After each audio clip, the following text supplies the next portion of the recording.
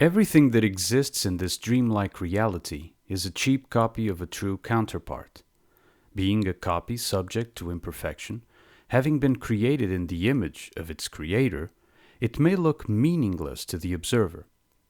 However, covered behind the previously mentioned curtain, or veil if you prefer, is a corresponding truth that attempts to use the imperfect constructs of reality to direct its own emanations, or uncreated beings, to itself. The motivation of truth is that its own emanations recognize their true essence instead of identifying with their false substance. It is such, this recalling, this realization, that it is sensed as having always been there, even often causing the disappearance or haziness of memories previously in line with an identified character played by a false substance, like an ego mask. Matter as a word comes from the Latin mater, which means mother. The material and physical reality has, often, therefore, been compared in myth to a mother's womb and the image of a mother nature, a sort of feminine quality and even assigned sentience to the matter with which all things exist, is evidently found in several cultures.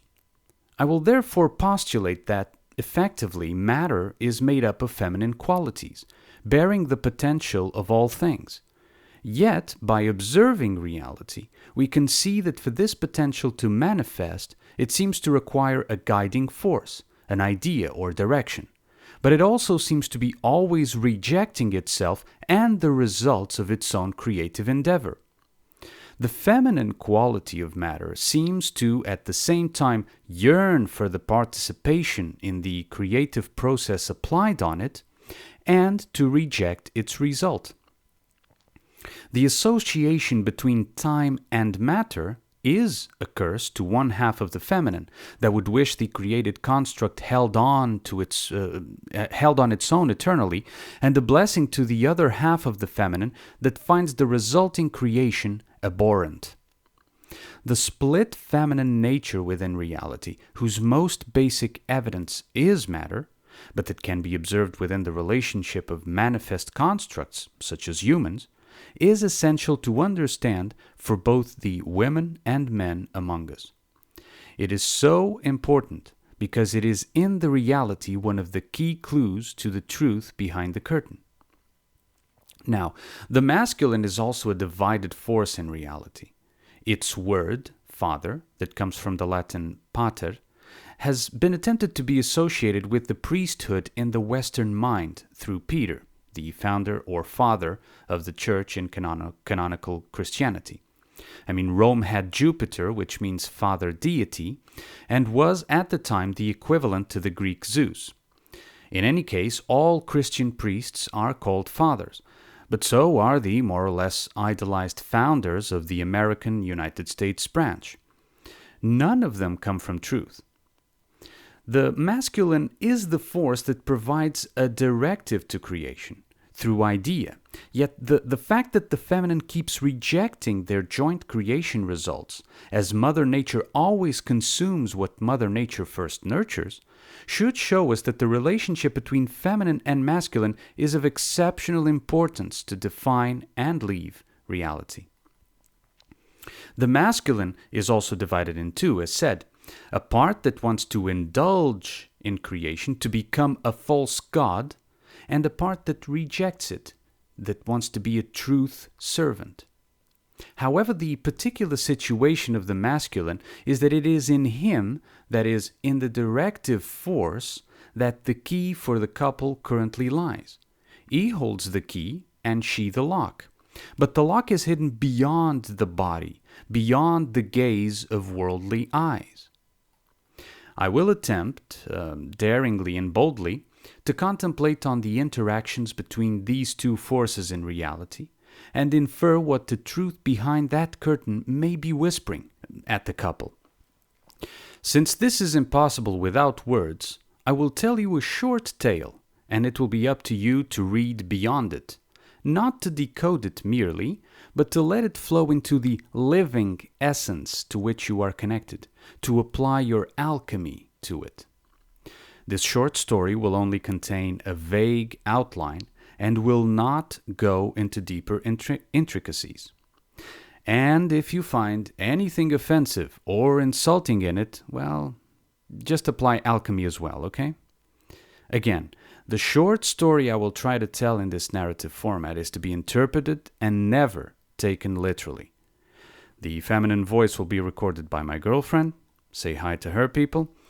And also, I will try to conclude this recording before I am stoned to death by enraged feminists. I think I can hear a crowd gathering outside already, so wish me luck. Well, here goes. A fallen woman feels connection with creation itself, being herself a creator at heart. She is compelled towards nature because she is a mirror of it internally.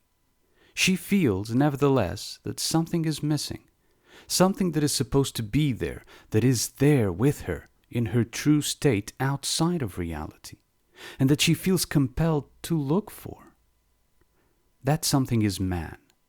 Now man in his fallen state, he is but a child god, a slave to the senses and temptations, and a steward to a throne that is not his. Fallen woman meets fallen man, and they recognize each other despite any appearances.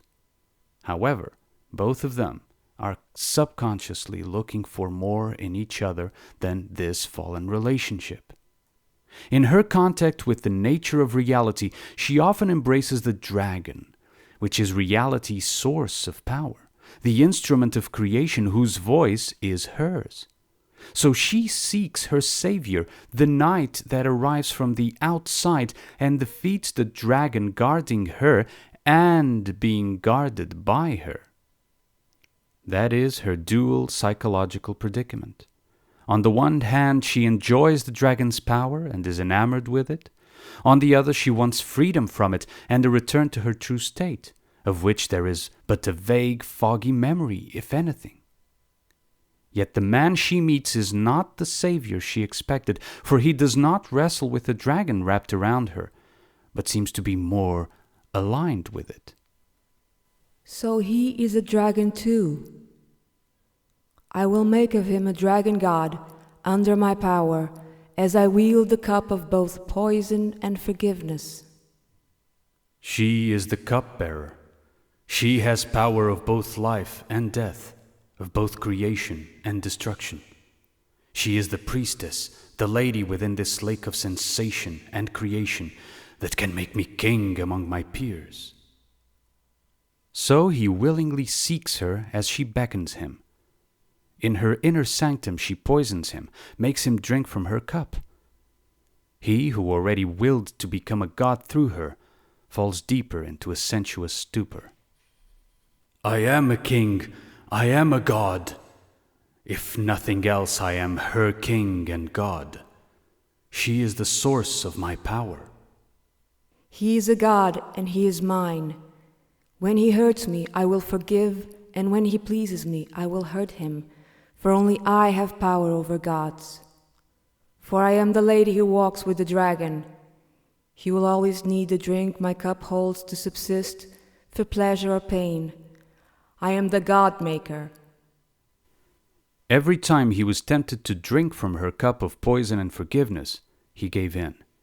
Every time he gave in, she rewarded him with more godhood. Every time she saw him give in to be God through her cup, she grew a hidden disappointment towards him. Because he was not the knight who came to slay the dragon and take her away.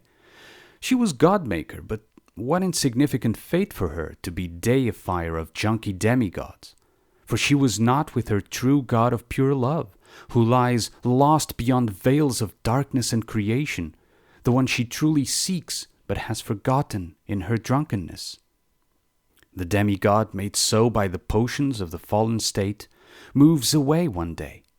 A creeping thought had been calling him from among the chatter of deification and victimhood. He departs and resists the appeals of the cup she holds. In it, men dream and act and are consumed, but never truly live and never truly love. So he stops and contemplates, And as he does so, as he sees his predicament for what it is, without denial, without confusion, he then becomes truly a warrior, a knight. He knows then what must be done. He returns to her, but his eyes are not burning for her temptations of pleasure and pain. He seems brighter, uncreated, timeless. She tries to offer him a welcoming drink off her cup. He refuses silently. No reaction, no anger, no embarrassment as usual. Had her power waned? She panics, for if her cup no longer seduces, how can she make and break gods? She provokes him, tries to hurt him, to pierce his pride. He was always heavy on pride. Surely he will react. Surely he will hurt her, and she will then forgive, as a god-maker does after being worshipped. Nothing, no reaction. She feels doomed on the surface, but a creeping joy begins to spread from somewhere within. She had looked for so long, she grew herself addicted to being cupbearer, god-maker. Is this what meeting her knight is like? What is this struggle that seems to make of her soul a battlefield? Is he silently slaying her dragon? He turns away and leaves. She feels compelled to stop him, stuck between dying and being renewed. The dragon hisses inside her as if being punctured by a mighty lance, but there is no wound in her, no wound except his walking away in silence. She finally spills the cup on the ground, and the potions of her power are drunk by the earth. No more will she make gods out of fallen men, because she has been redeemed.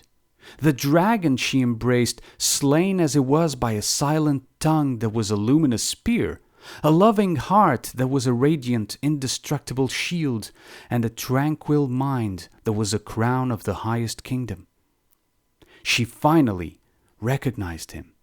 Wait, you have destroyed me, wounded me with your serenity, destroyed my dragon and my old skin with one silent blow. I bleed my fallen soul away and feel it melting under my feet. I have come back for you, and am now no longer a fallen god, but a servant of truth. I have been redeemed by truth, and through me truth redeemed you. Now we are the couple we were meant to be, before the fall into reality. Now we can rip open the curtain of this world and go back home. She had tested him with all manners of addictions, from her cup of poison and forgiveness. He had failed the test so many times, and each time he failed he was rewarded, and each time she lost herself deeper in the dragon embrace. In her stead there was this cupbearer, a lady in a lake of illusion, seducing him to the vice of kings. So he left her, and he sought.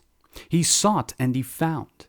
And having found, he needed no more reward, and could now see and love and live. And as her temptations no longer affected him, the dragon was slain, and she was free. And her lock, now revealed beneath the corpse of the dragon that once guarded her, was opened by his silent key, and the world curtain lifted.